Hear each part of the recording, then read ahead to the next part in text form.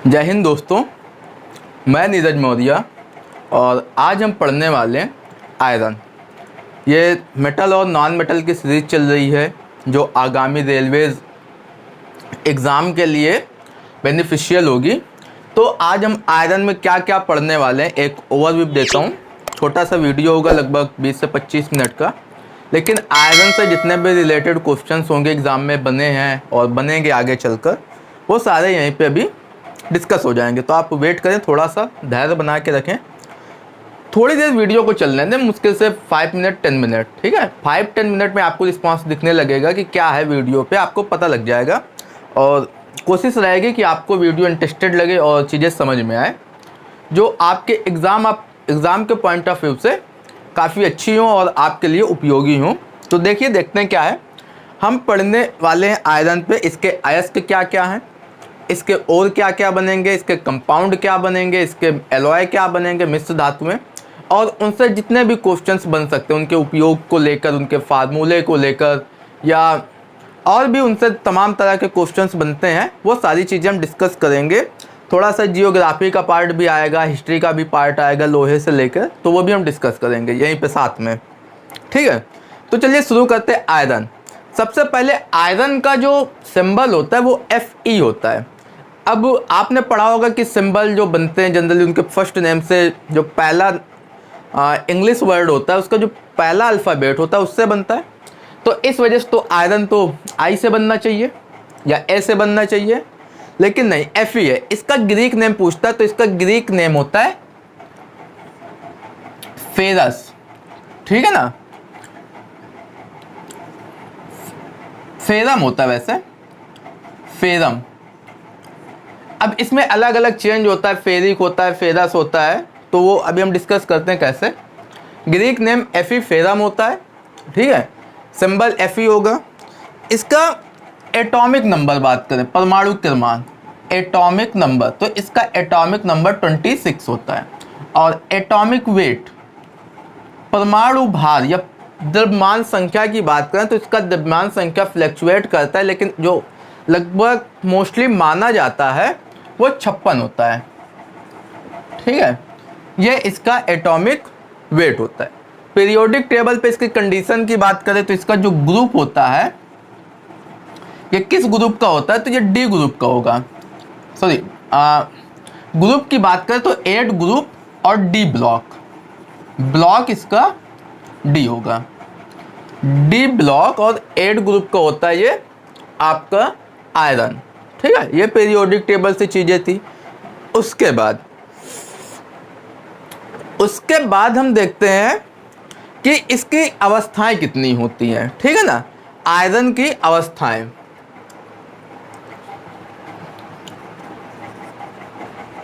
Iron लोहे की अवस्थाएं। रीज़न क्या है कि जनरली जितने भी मैंने मेटल या नॉन मेटल पढ़ा है उसमें एक टर्म मैं बताता था, संयोजकता, वैलेंसी जिसे कहते हैं, ठीक है।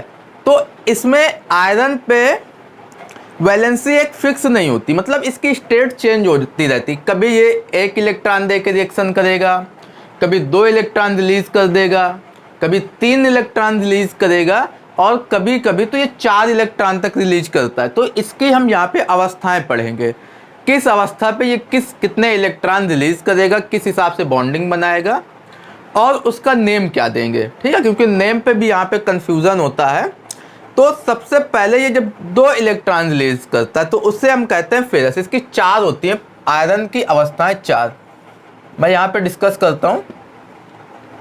4 अवस्थाएं होंगी। एक होगा Fe2 पॉजिटिव, Fe2 पॉजिटिव, दूसरा होता है Fe3 पॉजिटिव, Fe4 पॉजिटिव, और एक होता है Fe6 पॉजिटिव। जनरली आपने F2 और F3 के बारे में पढ़ा होगा, लेकिन नहीं, यहाँ पे 4 होती हैं, F2 positive, Fe3 positive, Fe4 positive और Fe6 पॉजिटिव। अब इनको कहेंगे क्या वो भी देखते हैं। ये होता है फेरस, ये हो जाए, ये Fe2 पॉजिटिव को कहेंगे फेरस, Fe3 पॉजिटिव को कहेंगे फेरिक। क्या कहेंगे? फेरिक। और Fe4 पॉजिटिव को परफेरिट कहते हैं, परफेरिट, और ये हो जाएगा फेरिट।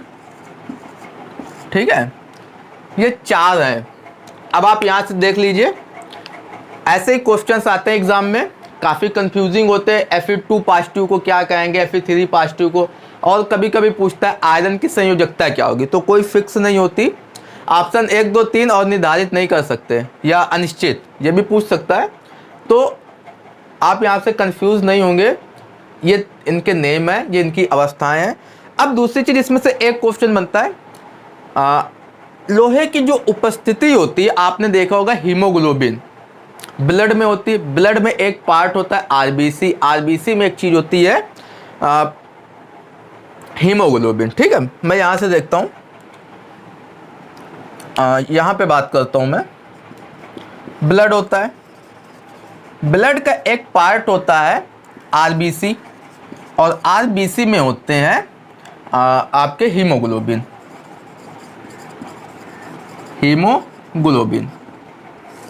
अब हीमोग्लोबिन में एक एलिमेंट पाया जाता है, धातु पाई जाती है, जो होता है आयरन। ठीक है, अब आयरन इनमें से कौन सा फॉर्म में होता है, ये क्वेश्चन है। क्वेश्चन आपके सामने ये है कि जो आयरन हीमोग्लोबिन में पाया जाता है वो किस फॉर्म में होता है, फेरस, फेरिक, परफेरिट या फेरिट। तो इसका जो करेक्ट आंसर होगा वो फेरस फॉर्म में होता है। किस फॉर्म में होगा, फेरस, Fe2 पॉजिटिव, ये फॉर्म होता है, ये होता है आरबीसी पे। तो ब्लड पे कौन सा आयरन पूछा जाए तो आप यहां से क्लियर कर लेंगे, Fe2 पॉजिटिव होगा, फेरस। अब इसके बाद ये तो आयरन की अवस्थाएं थी। अब आयरन इंडिया पे कहाँ कहाँ पे मिलता है, जनरली थोड़ा सा जियोग्राफी का पार्ट है, अब आयरन आया ही है तो उसको भी डिस्कस कर लें, एक रिवीजन हो जाएगा अच्छा खासा। इसकी उपस्थिति कहाँ पे भारत में, तो ये भारत में जनरली 3 जगहों पे पाया जाता है। 3 फेमस जगह, वैसे और कई जगह पे है लेकिन 3 है स्पेशली। पहला है सिंहभूमि, ये झारखंड में, JH झारखंड को रिप्रेजेंट करेगा। इसके बाद दुर्ग, दुर्ग छत्तीसगढ़ में है, CH से रिप्रेजेंट करते हैं इसे। और उसके बाद एक है मयूरभंज, इसको हम OD से रिप्रेजेंट करते हैं। ये सिंबल व्हीकल कोड होते हैं। ठीक है, तो इतना लंबा चौड़ा नाम ना लिख के हम व्हीकल कोड से काम कर लेंगे। JH झारखंड, CH आपका छत्तीसगढ़ और OD उड़ीसा। ठीक है, तो उड़ीसा पे एक जगह है मयूरभंज, छत्तीसगढ़ की जगह है दुर्ग, और झारखंड की है सिंहभूमि, वहाँ पे आयरन मिलता है। ये चीज़ें क्लियर हुई आपको, एंजॉय कर रहे होंगे आप, वीडियो को अच्छा लग रहा होगा तो आप इसे लास्ट तक देखें, एंजॉय करें। इसके बाद हम बात करते हैं इसके अयस्क कौन कौन से हैं, ये भी अच्छा क्वेश्चन है। अयस्क, हाँ, कि कहाँ से मिलता है आयरन हमें। जनरली आपको पता है जो क्रोड होती है ना पृथ्वी की, उसमें आयरन होता है। ठीक है ना, निफे कहते हैं उससे, निकिल और फेरस। ठीक है ना, आयरन होता है, लेकिन ये इतना ज़्यादा रिएक्टिव होता है। आप देखिए कि 2 इलेक्ट्रॉन दे के भी रिएक्शन कर रहा है, 3 इलेक्ट्रॉन की नीड है, उससे भी कह रहा है आजा भाई मैं तुझसे भी रिएक्शन कर लेता हूँ। 3 इलेक्ट्रॉन तुझको चाहिए, 3 मुझसे ले ले, वहाँ से भी रिएक्शन करके आ रहे हैं भाई साहब। Fe4 कोई अधातु है, कोई एलिमेंट है, उसको 4 इलेक्ट्रॉन की ज़रूरत है उसे अपना अष्टक पूरा करने के लिए, उससे भी भाई साहब रिएक्शन किए जा रहे हैं। आ जाओ भाई मुझसे 4 इलेक्ट्रॉन ले लो, कम्बिनेशन कर लो। 6 इलेक्ट्रॉन की जरूरत है, भाई साहब उससे भी नहीं मान रहे हैं। तो आप समझ सकते हैं कि अच्छा खासा ये रिएक्टिव है, खूब रिएक्शन करता है। तो क्या ये फ्री स्टेज पे मिलेगा पृथ्वी पे या भूमंडल पे, हम ब्रह्मांड पे कह सकते हैं कि आयरन क्या फ्री स्टेज पे मिलने की पॉसिबिलिटी बन रही है? बिल्कुल भी नहीं बन रही भाई। जो आदमी दोस्तों से घिरा रहा है, मिलनसार हो, तो अकेले वो रह ही नहीं सकता, वो बिना दोस्तों के हमेशा वो झुंड में मिलेगा, दोस्तों के साथ ही मिलेगा। तो ये भाई साहब इतनी ज़्यादा रिएक्शन करते हैं कि ये हमेशा ग्रुप में मिलते हैं, मतलब किसी न किसी के साथ रिएक्शन करके ही मिलेंगे आपको। तो जब वो ग्रुप बनाते हैं जिससे हम आयरन ले सकें, उससे हम कहते हैं अयस्क। क्या कहेंगे? अयस्क कहते हैं हम उन्हें। अब आयरन के अयस्क होते हैं जहां से हमें आयरन मिल सकता है।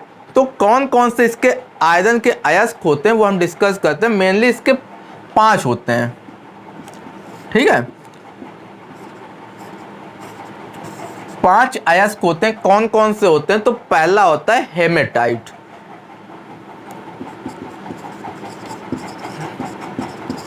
ये इंग्लिश में ही नाम आते हैं तो आप कंफ्यूज मत होना है, केवल लिखा होगा हिंदी पे लेकिन हेमाटाइट लिख के आएगा और कुछ हिंदी नहीं आएगा। तो जो चीज़ें हिंदी इंग्लिश हो सकती हैं वो मैं बाइलिंगुअल करता रहूँगा, बाकी चीज़ें ऐसे ही आएंगे तो आप इन्हें पढ़िए। पहला जो हमारा ओर होगा, अयस्क को ओर कहते हैं इंग्लिश में, वो होगा हेमेटाइट। क्या होगा? हेमेटाइट। इसका फार्मूला पूछता है तो Fe2O3 क्या हो जाएगा? Fe2O3। नेक्स्ट है मैग्नेटाइट। मैग्नेटाइट, इसके फार्मूले की बात करें तो Fe3O4, ठीक है, Fe3O4। नेक्स्ट है सेडेराइट। सेडेराइट, इसका फार्मूला जो होता है वो Fe2CO3 होता है। ये हो गया सेडेराइट। इसका जो नेक्स्ट और होगा वो होगा iron pyrite. Iron pyrite. Iron pyrite का फार्मूला होता है FeS2। FeS2। एक लास्ट होता है लिमोनाइट। लिमोनाइट, ठीक है। ये इसके 4 अयस्क होते हैं, haematite Fe2O3, magnetite Fe3O4, सेडेराइट Fe2O3 और आयरन पाइराइट FeS2 और लिमोनाइट, ठीक है। लिमोनाइट का फार्मूला जनरली आज तक पूछा नहीं गया, इसका कोई फिक्स फार्मूला भी नहीं है और मुझे पता भी नहीं है एक्चुअली, ठीक है ना, मुझे याद नहीं है। तो ये हो गए, ये हमारे अयस्क। इनमें अयस्क से कुछ क्वेश्चन बनते हैं कि इसमें से कौन से अयस्क की चुंबकीय प्रकृति होती है। लगभग चुंबकीय सारे होते हैं, कुछ इसमें नहीं भी होते, लेकिन मैग्नेटाइट, ये जो मैग्नेटाइट होता है ना, इसकी प्रकृति चुंबकीय होती है।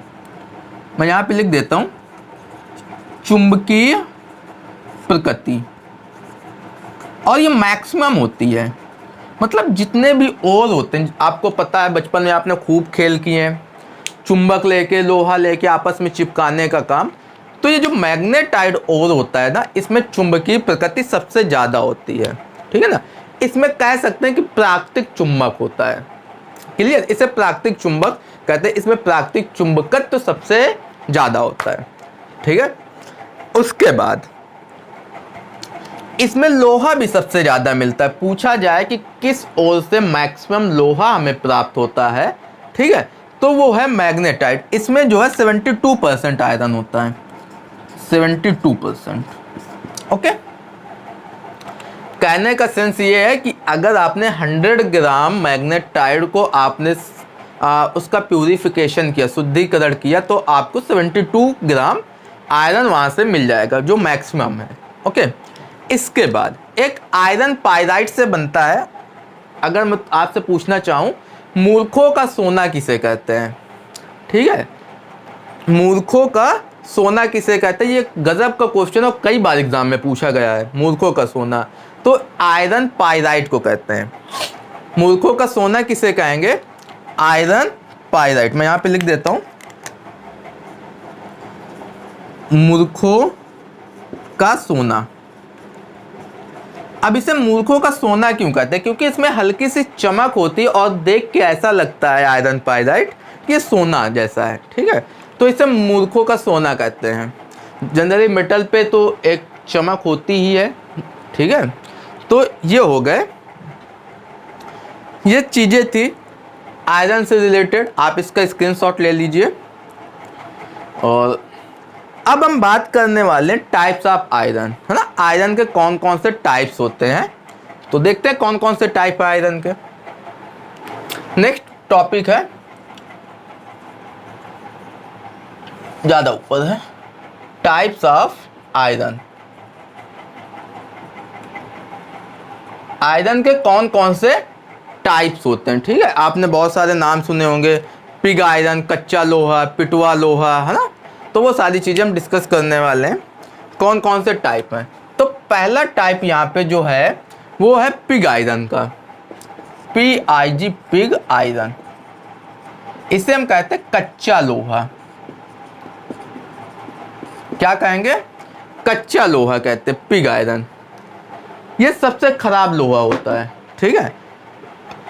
ऑप्शन दे देगा, पूछेगा इनमें से कौन सा सबसे खराब लोहा है, तो आपका करेक्ट आंसर हो जाएगा पिग आयरन, ठीक है। मैं यहाँ पे लिख देता हूँ सबसे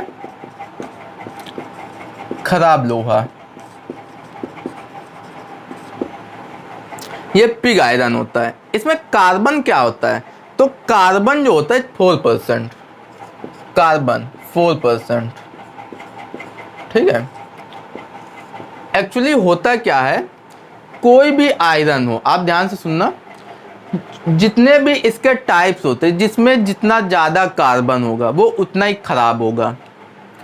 मतलब कहने का सेंस ये है कि कार्बन का अमाउंट जिसमें जितना कम होता चला जाएगा वो उतना ही हाई लेवल का आयरन निकलेगा, उतना ही अच्छा आयरन होता है, ठीक है। तो इसमें 4% कार्बन होता है पिग आयरन पे, तो इस वजह से सबसे खराब लोहा माना जाता है। उसके बाद देखते हैं अब कौन कौन से टाइप्स हैं और जो बाकी है। नेक्स्ट जो हमारा टाइप है वो है कास्ट आयरन। दूसरे नंबर पे है कास्ट आयरन। कास्ट आयरन, इसे ढलवा लोहा कहते हैं। क्या कहेंगे? ढलवा लोहा, कास्ट आयरन या ढलवा लोहा। अच्छा, इसे कास्ट आयरन ना बोल के एक बार में मिला के बोलो कास्ट आयरन। आपने ये गांव पे बहुत वर्ड सुना होगा जनरली, जब कोई हथौड़ा आता है या कुल्हाड़ी आती है, कुल्हाड़ा आता है गांव में, तो कहते हैं किसका भैया? कास्ट आयरन का है, ठीक है ना। किसका बना है? बोले कास्ट आयरन का बना है भाई, ठीक है। तो ये कास्ट आयरन कुछ अच्छा होता है। इसमें कार्बन की अमाउंट की बात करें तो ये होता है 2 से 3%, 2 से 3% होता है कार्बन का अमाउंट। और एक चीज, अब इससे एक क्वेश्चन अच्छा खासा है, किस लोहे पे बिल्डिंग नहीं की जा सकती? आ जाओ, किस लोहे पर बिल्डिंग नहीं की जा सकती? तो कास्ट आयरन है। इसमें मैं लिख देता हूं वेल्डिंग, क्रॉस कर दिया, इसका मतलब वेल्डिंग नहीं हो सकती, ओके। कास्ट आयरन पे वेल्डिंग नहीं होती, जो क्वेश्चन पूछा जा चुका है, अच्छा खासा है। नेक्स्ट है wrought iron. Wrought, wrought iron, wrought iron, इसे हिंदी में पिटवा लोहा कहते हैं। क्या कहेंगे? पिटवा लोहा। हाँ, इसमें ऑप्शन कभी कभी चेंज कर देता है, तो आप हिंदी इंग्लिश दोनों याद रखेंगे अगर। तो कैसे करता क्या है क्वेश्चन में मैं बता देता हूँ ऑप्शन। कभी कभी pig iron, cast iron, wrought iron दे देगा हिंदी मीडियम में भी, ट्रांसलेट करके वो हिंदी में लिख के। और कभी कभी हिंदी मीडियम में ये इंग्लिश नेम ना लिख के ये नेम दे देता है, कच्चा लोहा, ढलवा लोहा, पिटवा लोहा, ठीक है। तो आप याद रखेंगे। या ऐसे भी पूछ देता है ढलवा लोहा कौन है, ऑप्शन दे देगा pig iron, cast iron, wrought iron, ठीक है। एक ऑप्शन और दे देगा कोई भी मिला के, तो फिर वहाँ पे कंफ्यूज नहीं होना। रॉट आयरन को हम कहते हैं पिटवा लोहा। क्या कहेंगे? पिटवा लोहा। अब इसमें कार्बन का जो अमाउंट होता है वो लगभग होता है 0.1 टू से 0.18%, ये होता है कार्बन का अमाउंट। तो अब आप देख के बताइए कि कौन सा सबसे अच्छा लोहा होगा, कौन सा आयरन सबसे अच्छा होगा। तो सिंपल सा कि कार्बन सबसे कम रॉट आयरन पे है, पिटवा लोहा पे सबसे कम है, तो सबसे अच्छा आयरन यही होता है, ठीक है। इसे हम कह सकते हैं सबसे अच्छा।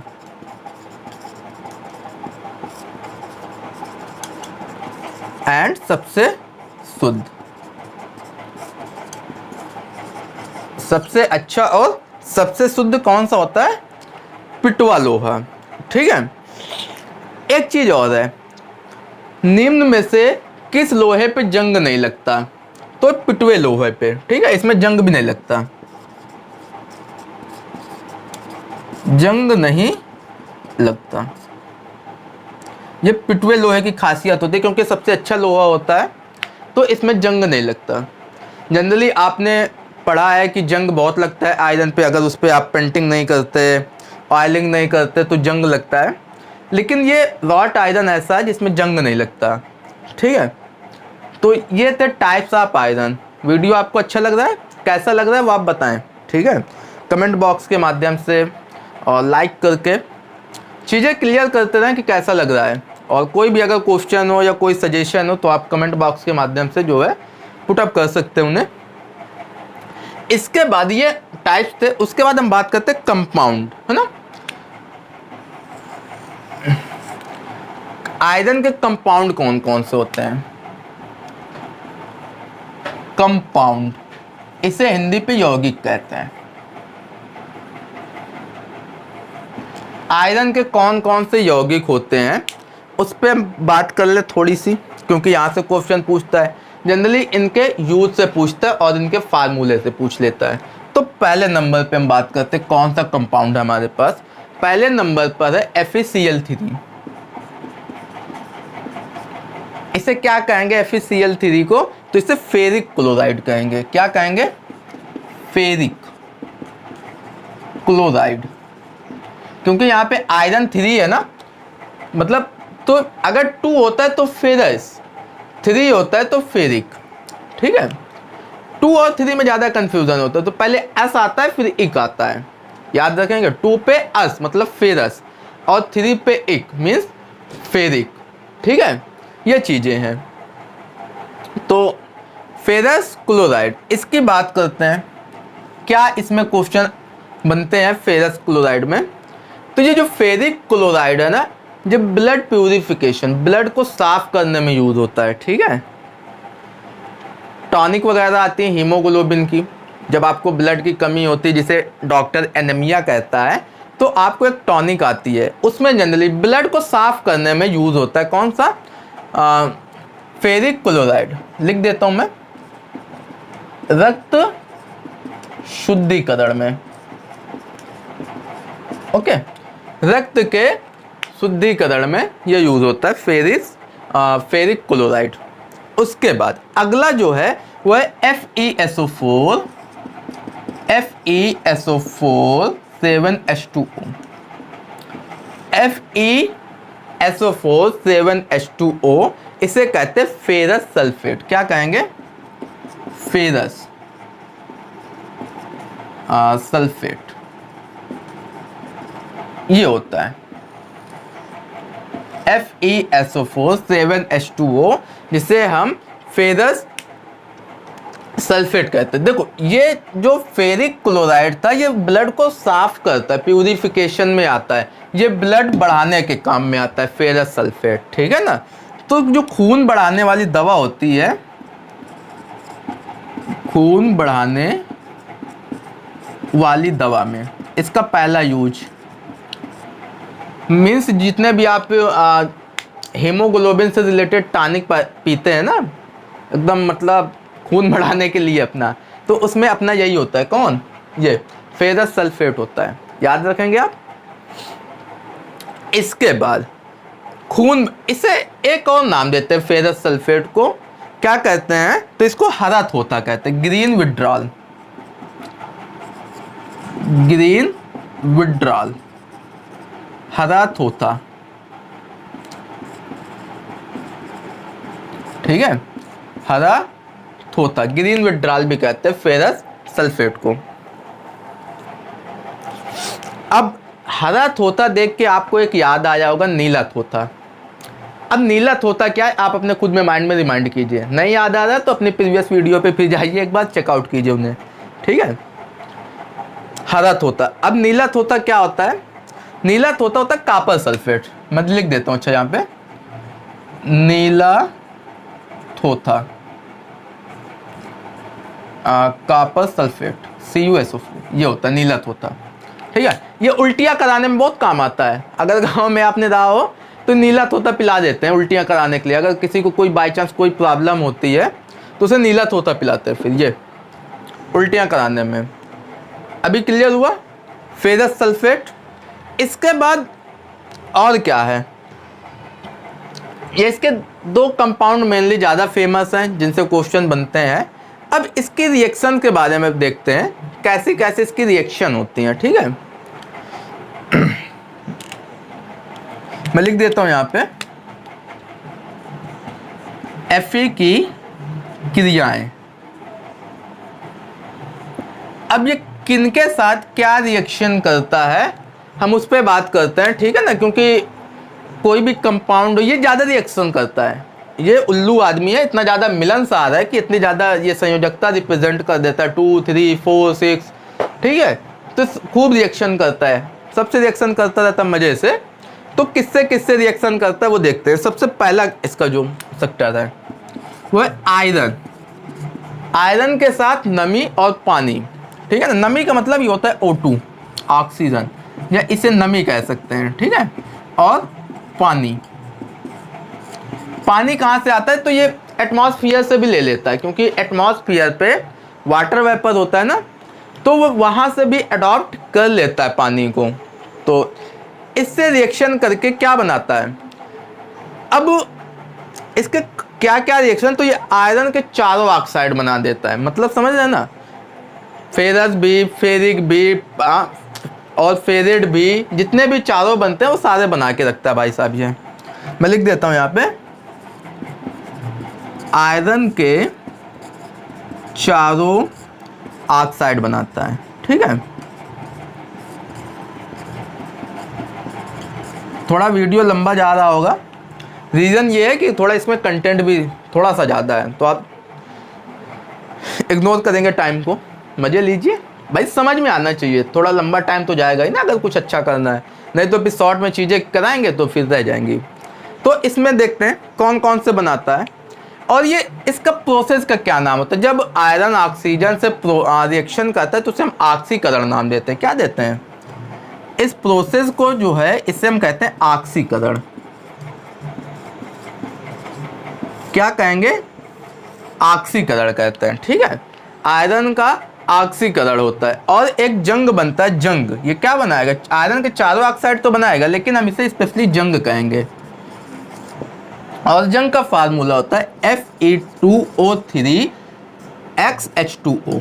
अब यहाँ पे X क्या है, वो अपने हिसाब से जो वाटर के मॉलिक्यूल्स होते हैं ना, वो अपने हिसाब से एडजस्ट करता है। यहाँ पे कोई डिफाइन नहीं है।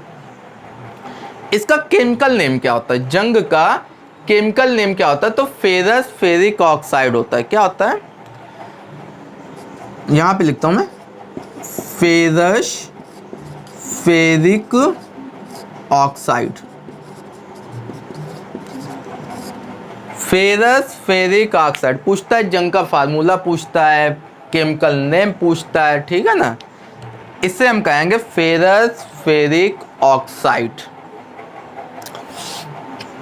केमिकल चेंज का नाम पूछे तो ऑक्सीकरण, या इसी को इंग्लिश में ऑक्सीडेशन कहते हैं, ऑक्सीडेशन।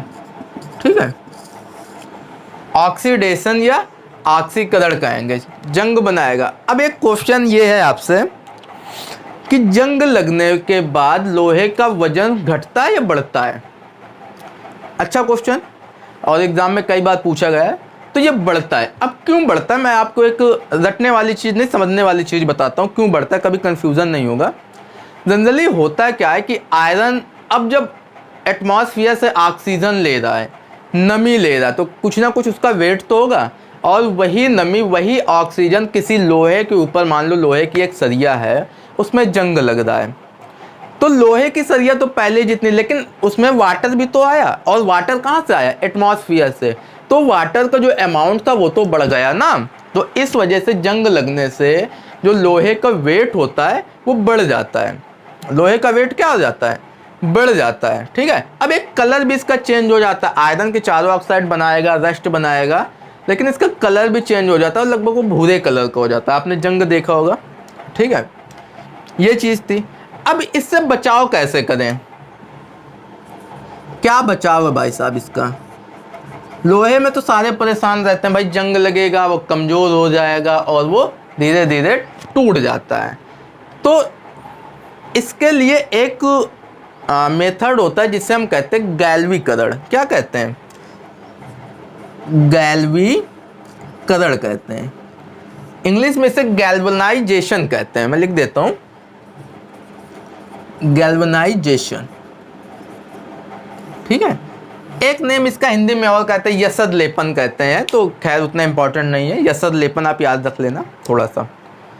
ये होता है। अब ये होता क्या है गैल्वनाइजेशन? इसमें जिंक या जिंक को जस्ता कहीं कहीं लिख के देता है ऑप्शन में, तो उसकी परत चढ़ती है। गैल्वीकरण में जिंक Zn या जस्ता की परत चढ़ाना। ठीक है। जिंक या जस्ते की परत चढ़ाने से इसी को हम कहते हैं गैल्वनाइजेशन, गैल्वीकरण। उससे जंग नहीं लगता क्योंकि एक ये लेयर बना लेती है। देखिए एक चीज है, जैसे मान लो आप हैं और आप जो है दोस्तों से ज़्यादा मिलते हैं, मतलब सारा दिन दोस्तों के साथ घूमना फिरना, तो अगर आप फ्री हैं तो आप जनरली मिलेंगे, खूब रिएक्शन करेंगे, दोस्तों से मिलेंगे जुलेंगे, पार्टियां करेंगे और जो भी अच्छे बुरे काम हो सकते हैं वो करेंगे। लेकिन एक लेयर बन जाए, लेयर से मतलब पापा या मम्मी या भाई कोई ऐसा हो जाए सामने कि वो जब दोस्त आपको बुलाने आए तो सबसे पहले वो उनसे मिले। ठीक है। जैसे बचपन में होता था, कोई दोस्त आता था, वो घर के बाहर से आवाज़ देता था, अरे राम चले खेलने। राम ने सुना तो राम तुरंत निकल गया खेलने। लेकिन अगर उस कंडीशन में हो कि वो जो आपका दोस्त आया वो आपकी मम्मी से पूछे राम कहाँ है, तो बोले राम अंदर है, और वो बोले आंटी जी उससे कह देना कि श्याम आया था खेलने के लिए बुलाया है।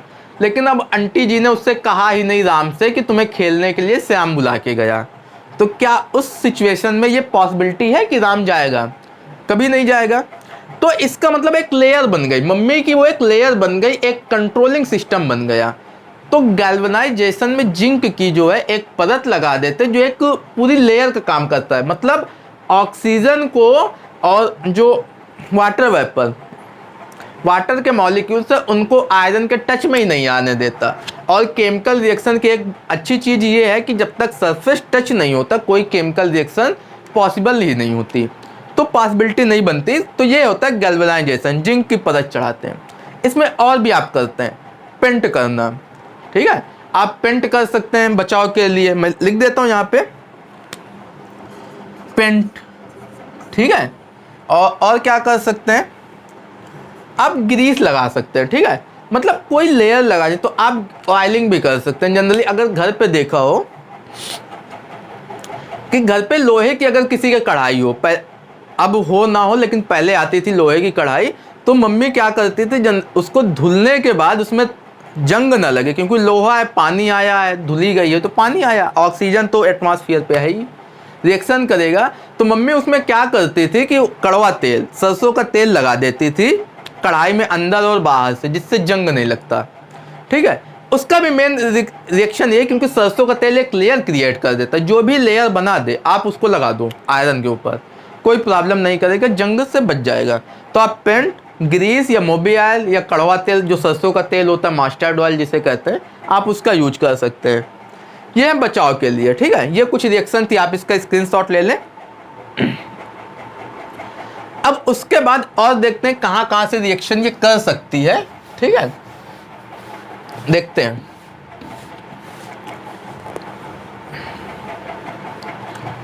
ये एक रिएक्शन हमने दी थी Fe आयरन की, ऑक्सीजन की और नमी के साथ, पानी के साथ। अगली रिएक्शन देखिए, मैं बताता हूँ इसको। अगली रिएक्शन किसके साथ है? आयरन सूखी हवा के साथ कैसा करता है? Fe प्लस सूखी हवा, इसे ड्राइड एयर कहते हैं। ड्राइड एयर, सूखी हवा। ठीक है। और डिस्टिल वाटर हो, डिस्टिल वाटर पता है ना, डिस्टिल्ड वाटर, इसे D2O कहते हैं, ड्यूटेरियम ऑक्साइड, डिस्टिल वाटर। ठीक है। आसुत जल इसे हिंदी में कहते हैं, आसुत जल। ये शुद्ध जल होता है। फिजिक्स का क्वेश्चन आपके लिए, डिस्टिल वाटर विद्युत का सुचालक होता है या कुचालक होता है? आप खुद से सोचे इसे। ठीक है।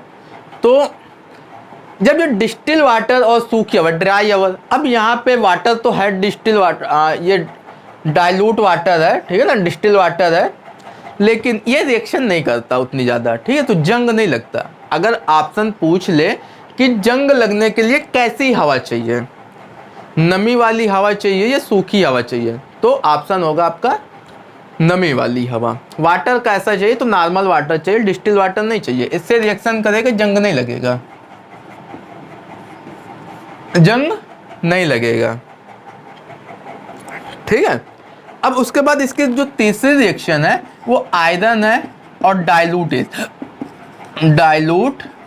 एसिड है, ठीक है। आयरन और डाइल्यूट एसिड या बेस है कोई, तो इससे रिएक्शन करके इसका क्या रिएक्शन होता है, क्या चेंजमेंट आता है, तो ये कोई रिएक्शन ही नहीं करता, नो रिएक्शन, ठीक है, कोई रिएक्शन नहीं करता। कहने का सेंस ये है कि जब आयरन डाइल्यूट एसिड हो या कोई बेस हो ना, उसके साथ ये कोई रिएक्शन नहीं करते बाबूजी, नाराज हो जाते हैं बड़े रिएक्टिव, लेकिन उससे नाराज हो जाते हैं, कहते हैं नहीं करना, जाओ हटो, ओके। उसके बाद इसका यूज क्या होता है, एक चीज मैं बता दूं, इसका जो आयरन होता है ना, जहाँ से क्वेश्चन चेंज है, ये रिएक्शन की बातें थी, यहाँ से थोड़ा सा टॉपिक चेंज है आयरन से। ये इसका जो स्टील बनाने में यूज होता है, स्टील बनाने में, ठीक है, स्टील बनाने में यूज होता है। अब स्टील का कंपोजिशन क्या होता है, फार्मूला पूछता है, कंपोजिशन पूछता है ना स्टील, तो इसमें होता है आयरन, फिर होता है कार्बन, और क्या होता है, स्टील और कार्बन, बस दो ही चीजें होती हैं। अब इसमें कार्बन कितना होता है, कितने परसेंट कार्बन होता है, तो इसके कार्बन का जो अमाउंट होता है वो 0.025% समथिंग, इतना कार्बन होता है, ठीक है। और ये 1.5 तक जाता है, अगर इसकी मैक्सिमम बात करें तो 1.5% तक ये होता है। ये कंपोजिशन होता है स्टील का, ठीक है, ये स्टील का कंपोजिशन होता है, आयरन होता है और कार्बन होता है। कार्बन कितना होता है, 0.025% से 1.5%, पिटवा लोहा पे 0.12% से समथिंग था, ठीक है। तो ये स्टील बनाने में, अब स्टील बनाने, अच्छा एक क्वेश्चन फिर, स्टील में वेल्डिंग होती नहीं होती, स्टील पे वेल्डिंग नहीं होती भाई, ठीक है ना, क्योंकि कार्बन बहुत कम है भाई इसमें स्टील बनाने में, और स्टील पे मैं लिख देता हूँ यहाँ पे वेल्डिंग नहीं होती, स्टील पे क्या है, वेल्डिंग नहीं होती, ठीक है ना। और ये कार्बन मिलाते क्यों हैं, इसे कठोर बनाने के लिए, कठोर बनाने के लिए। अब देखिए, अब आप कहेंगे भाई साहब आप ये बताएं, जब कार्बन 4% था उसमें पिग आयरन पे, तो आप कह रहे थे वो तो सबसे खराब लोहा है, तब कि कार्बन, और आप यहाँ पे कह रहे हैं कि कठोर बना रहा है कार्बन, बात सही है, कठोर बनाता है, लेकिन जब कोई चीज़ बहुत ज़्यादा कठोर हो जाएगी तो जब आप उसको पीटेंगे, लोहे का काम क्या होता है, उसको पीट कर या उसको लंबा करके ही उसमें जो है शेप चेंज करते हैं ना, लेकिन अगर कोई चीज़ इतनी कठोर हो जाए कि उससे अगर थोड़ा सा शेप चेंज करना चाहे वो टूट जाए, तो आप कहेंगे क्या कि वो अच्छा लोहा है। भाई किसी की अगर क्वालिटी है उसकी बढ़ना, लंबा होना, शेप चेंज करना, और वो 2 हथौड़ी पे ही टूट जाए, तो आप कहेंगे क्या उसे कि बड़ा अच्छा लोहा है भाई साहब, नहीं, वो अच्छा लोहा नहीं, वो ख़राब लोहा है, क्योंकि उसकी क्वालिटी है बढ़ना और वो बढ़ नहीं रहा, ठीक है ना, तो उस वजह से वो ख़राब था पिग आयरन 4% वाला। फिर कार्बन जितना कम होता चला गया वो उतना ही अच्छा हो गया, लेकिन अगर हार्डनेस ही नहीं होगी तो भी थोड़ा प्रॉब्लम है ना, कि हार्डनेस ही नहीं है, ठीक है, तो हार्डनेस भी चाहिए, नहीं सोने जैसा हो जाए, सोना 24 कैरेट सोने में क्या होता है, हार्डनेस होती नहीं, एकदम मुलायम होता है, और उसमें हार्डनेस के लिए फिर कापर मिलाना पड़ता है, ठीक है। तो ये सारी चीज़ें, तो थोड़ा सा जब कार्बन डाल देते तो स्टील बन जाता है, और फिर इसमें जंग नहीं, स्टील में खैर जंग नहीं लगता है। ये थे आयरन, आप इसका थोड़ा सा स्क्रीनशॉट ले लीजिए, इसमें कुछ चीज़ें नहीं है, ओके। देखते हैं अब इसमें स्टील में जो है, स्टील के भी टाइप होते हैं, क्योंकि कार्बन यहाँ 0.025% से 1.5% तक अप्लाई करता है। तो इसमें कार्बन का कुछ अमाउंट, किस हिसाब से अमाउंट अगर बढ़ता है तो अलग बनता है, कम होता है तो अलग बनता है। ठीक है, इसमें देखिए दो कंडीशन है, कुछ कंडीशन है। अगर कार्बन 0.1% से कम हुआ, ये लेस किया मैंने, मतलब इससे कम मात्रा में हो, तो उसे हम कहते हैं माइल्ड स्टील। क्या बनता है? माइल्ड स्टील, नरम इस्पात, क्योंकि उसमें हार्डनेस तो आएगी ही नहीं, इतना कम है, 0.1% से कम है, तो इसे हम कहते हैं माइल्ड स्टील, क्योंकि हार्डनेस बहुत कम होती है। अगर कार्बन 0.5% से ज़्यादा हो जाए, ठीक है ना, इससे ज़्यादा हो, तो इसे हम कहते हैं मीडियम स्टील।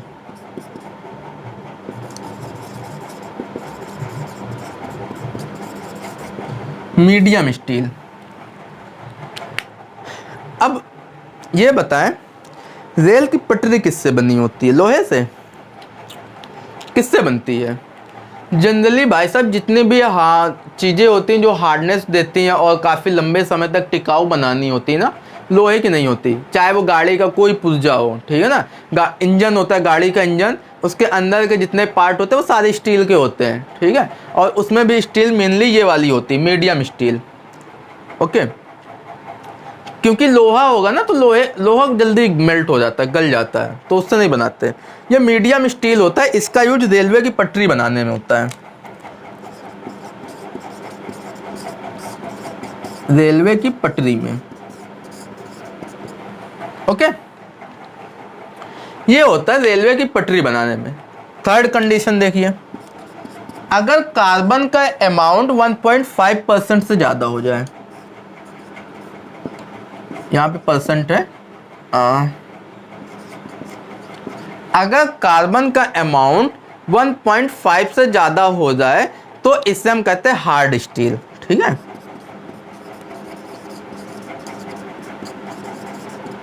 क्या कहेंगे इसे हम? हार्ड स्टील कहते हैं। हार्ड स्टील से चुंबक बनता है। ठीक है, क्या बनता है? चुंबक।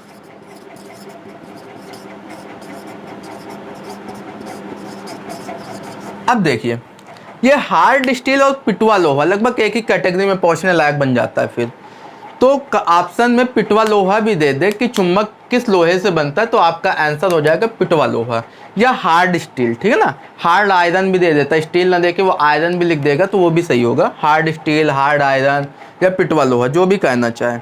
उसके बाद एक आपने बड़ा अच्छा नाम सुना होगा, स्टेनलेस स्टील। क्या होता है स्टेनलेस स्टील? इसे कहते हैं जंग रोधी इस्पात। जंग रोधी इस्पात। ठीक है, अच्छा एक चीज मैं थोड़ा सा कंफर्म कर दूं, यहाँ पे का एक कंफ्यूजन होगा। स्टील इस्पात को कहते हैं, ठीक है, और लोहा आयरन को कहते हैं। तो जनरली स्टील बनाती हैं कंपनियां, कभी आयरन नहीं सुना होगा नाम पे, स्टील कंपनी सुनी होगी। ठीक है ना, तो आयरन नहीं, स्टील। स्टील इस्पात को कहते हैं, मतलब कार्बन का अमाउंट कम कर देना ये स्टील बना देता है। सिंपल सा सेंस ये है। तो ये स्टेनलेस स्टील है जंग रोधी। अब जंग रोधी का मतलब है कि इसमें जंग नहीं लगेगा,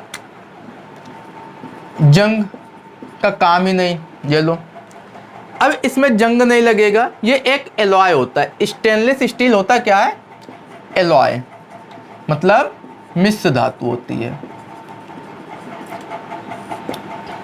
मिश्र धातु होती है। और अब मिश्र धातु तो इसका कंपोजिशन क्या, इसमें क्या क्या मिलके बना हुआ है, तो वो हम देख लें। Fe आयरन हो गया आपका, क्रोमियम और निकिल, ये मिलके बनाते हैं आयरन, क्रोमियम और निकिल। आयरन होता है यहाँ पे 70%, क्रोमियम की बात करें तो ये 18% होता है, और निकिल की बात करें तो 2% होता है, 12%, सॉरी। ओके, ये इनका कंपोजिशन है, आयरन, कार्बन और निकिल। सॉरी, ये क्रोमियम है। अगर आपसे क्वेश्चन पूछ ले कि स्टेनलेस स्टील में किसकी उपस्थिति के कारण जंग नहीं लगता। लोहा है तो जंग लगेगा, ठीक है, लेकिन किसकी उपस्थिति के कारण, ऐसा क्या है इसमें कि जंग नहीं लग रहा। तो इसमें क्रोमियम है, ये करता है जंग से बचाने का काम, जंग से बचाता है, इसी के कारण जो है जंग नहीं लगता स्टेनलेस स्टील पे। अब इसका यूज कहाँ पे, स्टेनलेस स्टील का यूज, तो इसका यूज है घर के बर्तन बनाने में।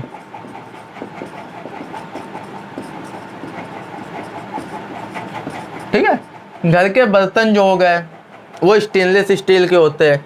सर्जरी के औजार,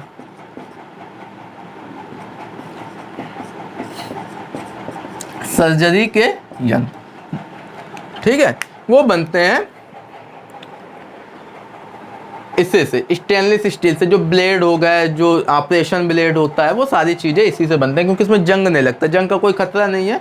और जंग लगने से मतलब कि अगर वो बॉडी के टच में आया जंग तो टेटनेस होता है, ठीक है ना, टेटनेस हो जाता है। फिर एक और स्टील होता है भाई, देख लो ये स्टील ही है सारे। एक होता है निकल स्टील, क्या कहते हैं इसे, निकल, निकल स्टील, ठीक है। ये भी एक एलॉय है, इसमें भी जंग नहीं लगता, जंग का काम इसमें भी नहीं है। अब ये एलॉय है तो इसका भी कुछ तो कंपोजिशन होगा, है ना, कंपोजिशन इसका भी होगा निकल स्टील का। तो इसका जो होता है वो होता है आयरन, क्रोमियम, निकेल और कार्बन। मतलब इसमें कार्बन डाल दो तो थोड़ी हार्डनेस आ जाएगी ठीक है। क्रोमियम का वही काम है भाई, जंग न लगाने का। और इसमें निकेल का जो है परसेंटेज बढ़ जाता है, 30 से 35% हो जाता है निकेल।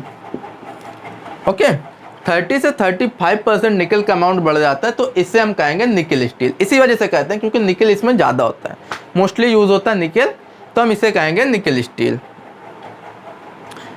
अब एक और है एल निको, या इसका नाम होगा एल निको कहते हैं। एल निको ये क्या होता है, ये भी एक एलॉय होता है। एलॉय मीन्स मिश्र धातु है। अब इसमें क्या क्या होता है, तो एल निको है ना, मतलब इसमें एल्युमिनियम आएगा, एल्युमिनियम, निकेल और कोबाल्ट आयरन, ये होते हैं, ये कंपोजिशन होता है एल निको का, ठीक है। एल्युमिनियम, निकेल, कोबाल्ट और आयरन, ये एल निको होता है। अब इसका यूज कहाँ पे करते हैं, तो इसका यूज जो है स्थायी चुंबक, जो परमानेंट चुंबक होता है ना मैग्नेट, स्थायी चुंबक बनाने में।